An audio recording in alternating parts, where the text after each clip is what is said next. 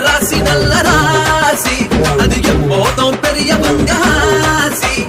அந்த மக ராசி அந்த முழுக்க பேசி குட்டு மேளம் குட்டி வாசி அந்த மக ராசி அந்த முழுக்க பேசி குட்டு மேளம் குட்டி வாசி என்னோட ராசி நல்ல ராசி